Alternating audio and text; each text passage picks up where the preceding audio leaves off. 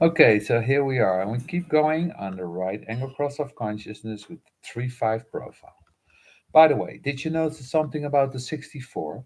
That everything in the 64 is inbred from the day you emerge. No blue headings. Think about it. Nothing you grow into, nothing you can mature into, nothing you can age or make better.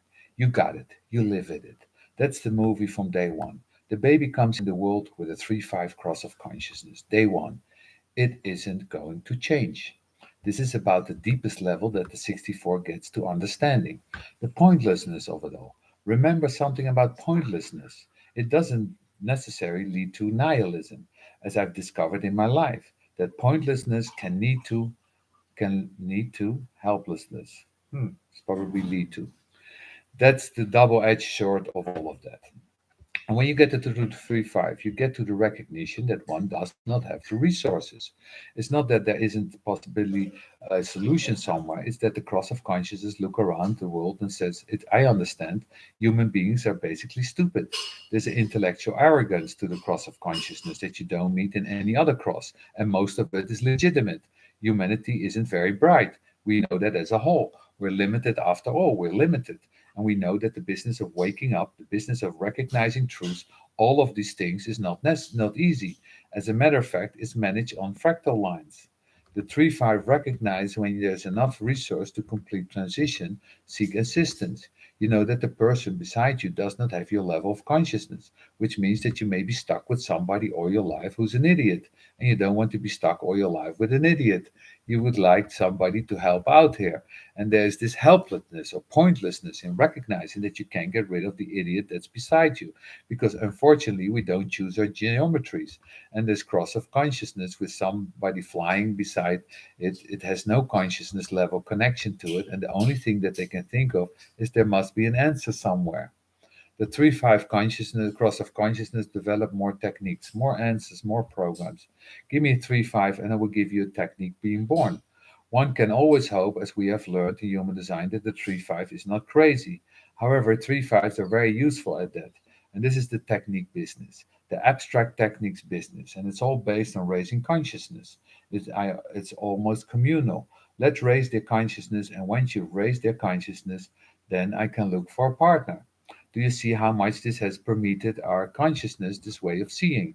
You go to one of the best university and you're going to go necessarily want to be somebody's level whose consciousness is not the same as yours. We have intellectual hierarchies. We have consciousness hierarchies. Every once in a while, because Ibiza is Ibiza, you have people that come in from all over, very straight people. And every once in a while, because of circumstancing, there was a party at my house one night to my kids and parents of the children came. One of the parents that we know, her sister had just come in from, I think, somewhere in the States, New York. I think very, very straight people and very bright, well educated, straight. And you know why? The way that the way in which these people see everything is so different than the way you see. It's so obvious. And there's this part of you that says, okay, let's dumb down this dialogue. Because you can say something through the way you see that they will totally misunderstand from the moment you say it instantly. You're just not talking the same language. You're not seeing the same world. And it's always a shock to me. And I'm always amazed by bright people who are dumb. It's always amazing to me that this is the program. The 35 knows it. The 35 says, you're bright. You got a good job. You're making lots of money. Pay me, and I'll lift your level of consciousness. If they have an undefined mind, they're even worse. On the cross of consciousness with undefined mind, at least the fixed cross of consciousness is constantly there. You get used to it almost. You can used to the fact that when you talk, when you're always going like this, you pull them back. You say something. I had this morning with Allah. I sent something, and all of a sudden I saw his eyes go like this. I was immediately going looking out the window. It's like, come here, look at this way for a moment. The cross of consciousness, immediately off in their zone. But it's fixed. At least he goes to the same place all the time. I know where to find him. You have an open mind and you have the cross of consciousness. You don't know where the hell they are and you don't know what they're coming from. And it's spooky. It's like they look out the window and you have no idea what they're looking at. I know what he's looking at. I don't understand it, but I know. Talk about overextension. I love the detriment of this line. It's a moon in detriment. Because of the moon in detriment, whenever you see the moon in detriment, you look at those lines. That's really sticky stuff. It really sticks to you. Overconfidence, that the fates will be kind on demand. This is the 3-5 consciousness at its best. If you're not connected in the form and here as if you're not, then basically the assumption is that you can force the physical world to fit into your consciousness frame. You just think that you can. You think that you can mold anything. After all, if you think very carefully about the way in which the body graph is constructed, you see that in essence that's half true. In other words, the head center is a pressure center at the end and not at the root of the sand. The five and the way in which they literally create the whole pressure system that drives us. The five has such power at the unconscious level. It's able to deeply influence the other. And unlike inner development that you see with the second line quality, the second line personality quality, there's something quite different. It's about finding a way to use consciousness to make money. The 6364 doesn't know the material world. It has no idea. Remember, it's outside of the vehicle. It really doesn't know the material world. It's always trying to figure it out because it's breathing and filtering that the physical world all the time. And in its way, you see that in the 47, what it connects to, it's one of the most material of all gates.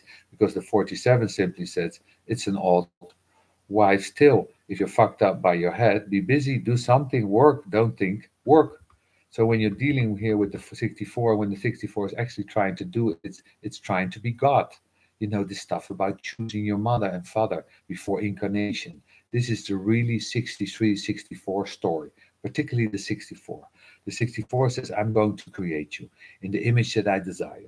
I'm going to reshape you. I'm going to reform you. I'm going to master the material world that way. I'm not going to be in it, I'm going to create it. And in essence, the pressure of the head center does in many ways create the material world. It's a pressure on the way in which our minds view the Maya. And really this created. And this is one of the illusion we have from the 64, 63, that our mind is really in charge of our life. Because then they would the mind to take life, create it in any way they like. I'm going to make her the way I want her. I'm going to make him the way I want him. And the focus is that you have to be conscious at my level, which actually is the great inner lie of the cross of consciousness. Because what they're really asking for is somebody who knows the truth. That's what they're really looking for. They're not looking for an equal. The quantum, the abstract collective, does better than any other stream the magic of the quantum. That is you and love me, that combination. They know this movie. The whole point of consciousness is to be able to create this place where the two can meet and to create it. Now, the way it works out on the mundane plane is that you just end up with people who want to make money out of everyone else's confusion. That's all. Just make money from confusion. You're confused, I will help you. You just don't understand. And I'm just not mixing metaphors. It's the abstract that will actually say to them, you just don't understand. And they'll sell them a bill of goods. One of the things to be very clear about, though, is that the 3-5 cross of consciousness is as useless in relationship as just about any configuration you can find. Seriously useless. And hopefully they're generators and they're sexy, and at least there's something there. You cannot see your partner if you're looking up all the time. Haha. 3-6. Then we go to the 3-6. We know that the 3-6 in this quarter are different in the same that we don't have our usual views of them as being unstable, that there's stability here. Their deepest wisdom is to recognize that no relationship can really function without an intermediary, and without that being tribal, that the intermediary has to be the child. For them, it could be anything. It could be somebody that simply has an answer that can help them and their partner find a way to go get together. That it's something that the two of them can find in love, God, works, all kinds of things that are possible here. But the recognition in duality is that you can ask for anything better than to have a 3 or 6 line in dealing with the quark of duality. Because here's recognition of impossibility, improbability, and finding what's correct. That's the chances of really having true love is remote. That love is something that hurt, that causes pain, that there are failures, that you can make mistakes, and blah, blah, blah. So it's really already built into you to know these things. It's no big damn surprise that duality is a trip. So in that sense, the 3-6 has an advantage. And they're really not disturbed by how difficult duality is. They're not. But again, from this cross, even that there's stability, that is simply the result of being disengaged from what's going on in their life, and really disengaged from what's going on their partner's lives. Even though they try at some level in their design to make contact, that's not where the purpose is. You can only meet these people and all of a sudden, out of nowhere, zoom in above.